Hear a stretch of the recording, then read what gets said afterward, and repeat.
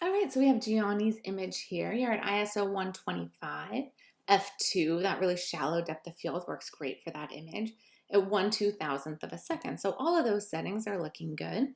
You have the stack of rocks, the carom here, and then in the background it just falls completely out of focus. That works really well to make for a formal image, an image that's just about the form of these rocks.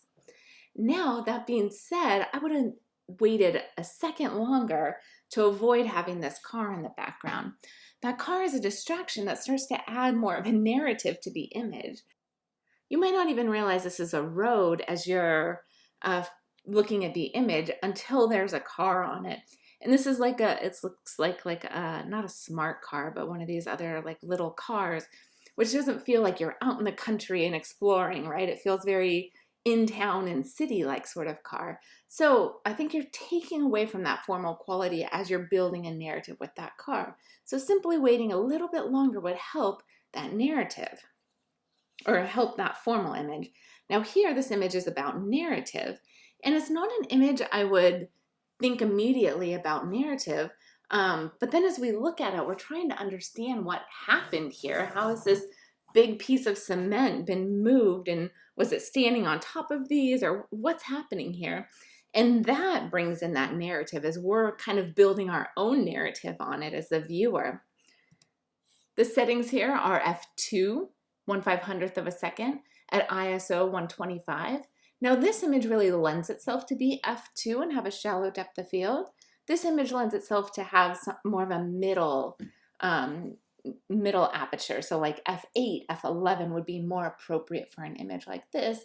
Then you're going to have a little bit of a slower shutter speed, but that would be fine. You have a lot of room there. Remember, your contact sheet needs to include 20 images.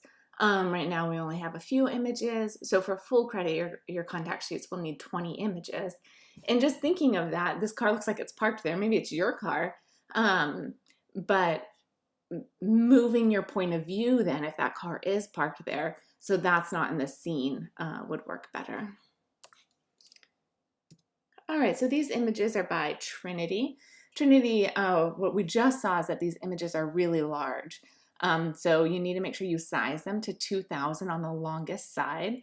They're named correctly though. You're at ISO 400, 1/30th of a second at f7.7, and you have the same settings in your second image. So again, just like we talked about with Gianni's images, we want to make sure that you're changing your shutter speed and aperture for each image.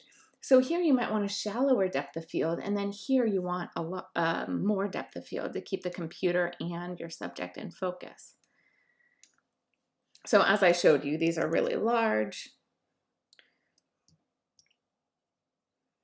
But I'm going to leave it big for a second to check that focus, and it looks like the focus is nice and sharp.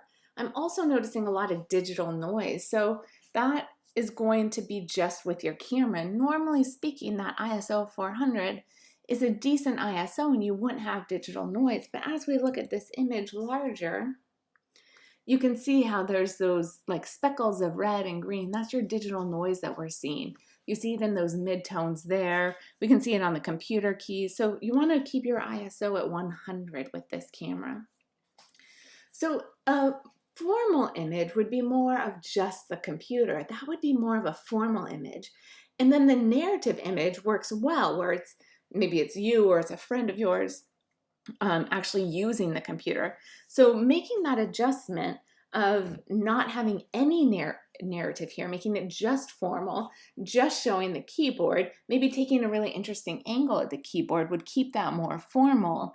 And then your second image is much more on the narrative side of things.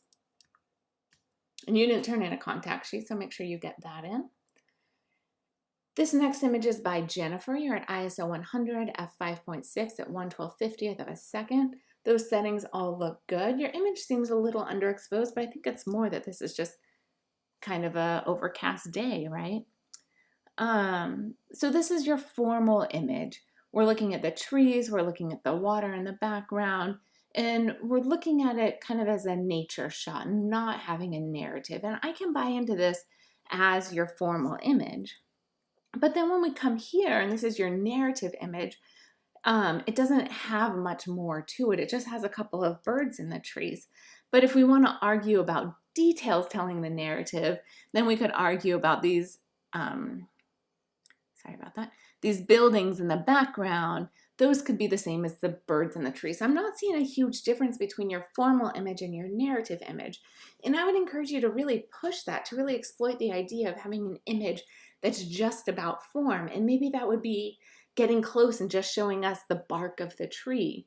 And then an image that's really about narrative, and maybe that's people walking down the path, a family walking down the path together. And that can build out that narrative. So think a little bit more about the difference between your two images. As we're looking here, even that airplane adds like more of a narrative to it, right? Seeing that airplane move through the sky. But these are all pretty much what we're seeing. Just, it doesn't even look like they're different exposures. Oh, you're doing like equivalent exposures, it looks like. Okay, that's cool, that's great to see. All right, so these images are by Ava. You're at ISO 200. You have that exposure compensation on. Again, we want to eliminate that, but I think we've talked about that. F8 at 1/60th of a second. So this image looks really underexposed. It was shot at 5:55 at night. Again, this is a large image, huh? So let's just double check your focus again. Yeah, that looks sharp. Your focus looks good there. But it's a pretty dark image. I don't know if, I think you're on the other side of the country, but I don't know if you're dealing with the smoke. I heard our smoke from out here is all the way in New York. So it may be that you're dealing with some smoke, but this is a really overcast sky. We want to see some details in this image. Now for this to be a formal image, that works fine, but then just like I talked about in the last image, this image isn't telling us more. This isn't more of a narrative. If this is about the fire and the smoke, then this could be a narrative image, but there's not a differentiation between the two, you see? And that's what we really want to see, is that one's clearly showing us the formality of the image. Maybe you're just showing us the water. That would be a formal image. Or you're just showing us the sky with the sun and maybe the birds even coming across it. And then in the next image, you're showing us, maybe it's just about the smoke, and then that would be fine. But there needs to be a narrative here. The images that you show here, let me just double check your shutter speed aperture. Yeah, everything looks fine there. And then when we look here, the images where it looks like in a kayak and you're looking out at this, that adds a whole nother narrative. And these are much stronger. These definitely have a narrative. You're out on an adventure, especially in this weird weather that you're experiencing.